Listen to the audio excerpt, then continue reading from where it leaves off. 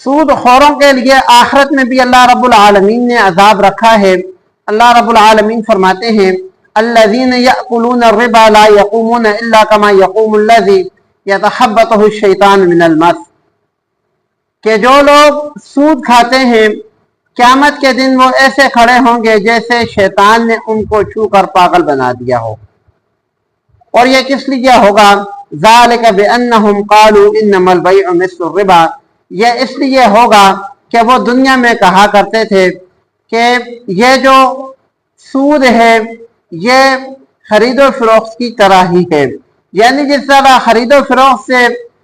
مال کے اندر بڑھوتری ہوتی ہے، اضافہ ہوتا ہے، سود کے اندر بھی ایسے ہی مال کے اندر اضافہ ہوتا ہے۔ تو اس گناہ کی سزا اللہ رب العالمین ان کو یہ دیں گے کہ قیامت کے دن وہ جب اٹھیں گے تو ایسے پاگلوں کی طرح کھڑے ہوں گے جیسے شیطان نے ان کو چھو کر پاگل کر دیا ہو۔ اللہ رب العالمین ایک اور آیت میں فرماتے ہیں فَمَنْ جَاءَهُ مَوْعِظَةٌ مِّن رَبِّهِ فَانْتَهَىٰ، کہ وہ آدمی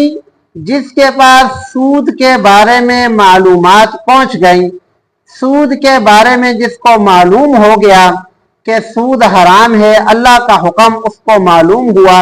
فَمَنْ جَاءَهُ مَوْعِظَةٌ مِّن رَبِّهِ فَانْتَهَىٰ،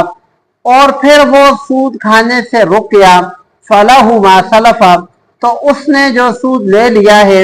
وہ اسی کا ہے۔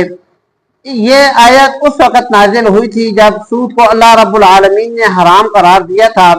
تو اس وقت اللہ رب العالمین نے جو پہلے لوگ سود لے چکے تھے اس کا یہ حل نکالا تھا کہ فَلَهُ مَا سَلَفَ، جو انہوں نے لے لیا وہ تو وہ لے چکے، وَأَمْرُهُ إِلَى اللَّهِ، اور انہوں نے جو سود سے توبہ کر لی تو یہ سود سے توبہ کرنے کا معاملہ جو ہے یہ اللہ رب العالمین کے پاس ہے، ان کے باطن کے اندر کیا ہے یا ان کی نیت کیا ہے یہ تو اللہ رب العالمین ہی جانتے ہیں۔ وَمَنْ عَادَ فَأُولَٰئِكَ أَصْحَابُ النَّارِ هُمْ فِيهَا خَالِدُونَ، وَمَنْ عَادَ، اور جو بندہ پھر بھی سودی کاروبار ہی کرے گا، سود ہی کھائے گا، فَأُولَٰئِكَ أَصْحَابُ النَّارِ، تو یہی لوگ دوزخی ہیں، ہم فیہا خالدون، وہ ہمیشہ اسی دوزخ میں رہیں گے۔ اب جب اللہ رب العالمین نے سود منع کر دیا ہے تو اس کا متبادل نظام جو ہے وہ صدقہ اور خیرات ہے۔ تو سود اور صدقہ اور خیرات کے اندر فرق کیا ہے؟ اس کا سب سے بڑا اور مین فرق یہ ہے کہ سود کے لیے جب آپ کسی کو کوئی رقم دیتے ہیں، کوئی پیسہ دیتے ہیں، تو وہ رقم اور پیسہ بھی آپ لوگ واپس لیتے ہیں اور اس کے علاوہ اضافی پیسے بھی واپس لیتے ہیں۔ اور جب آپ کسی کو صدقہ یا زکوٰۃ وغیرہ دیتے ہیں، صدقہ اور زکوٰۃ یہ اللہ کی رضا کے لیے اس کو دیا جاتا ہے، اس سے یہ پیسے واپس نہیں لیے جاتے۔ دوسرا فرق یہ ہے کہ صدقہ اور زکوٰۃ کے اندر مجبور اور بے بس آدمی کی مدد کی جاتی ہے، جبکہ سود کے اندر اس کی مجبوری سے ناجائز فائدہ اٹھایا جاتا ہے۔ صدقہ اور زکوٰۃ دینے سے احساس کا جذبہ پیدا ہوتا ہے، جبکہ سود سے نفرتیں پیدا ہوتی ہیں۔ صدقہ اور زکوٰۃ ادا کرنے سے اللہ رب العالمین نے مغفرت کا وعدہ کیا ہے، جبکہ سود کے معاملات کرنے پر اللہ رب العالمین نے اعلان جنگ کیا ہے۔ صدقہ اور زکوٰۃ کے بارے میں اللہ رب العالمین نے یہ حکم دیا ہے کہ اس کے اندر میں برکت نازل فرماؤں گا، اور سود کے بارے میں اللہ رب العالمین نے یہ فیصلہ دیا ہے کہ سود کے اندر میں ہمیشہ کمی کروں گا۔ تو اس لیے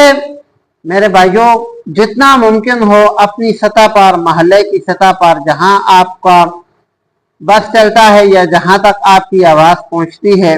سودی معاملات سے بچتے رہو تاکہ اللہ رب العالمین کی رحمت آپ کے شامل حال رہے۔ اور یہ سود ایک ایسا گناہ ہے کہ یہ صرف سود کھانے والا ہی گناہگار نہیں ہوتا، بلکہ سود لینے والا بھی گناہگار ہوتا ہے، سود دینے والا بھی گناہگار ہوتا ہے،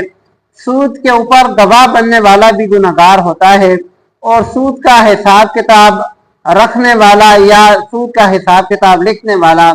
وہ بندہ بھی گناہگار ہوتا ہے۔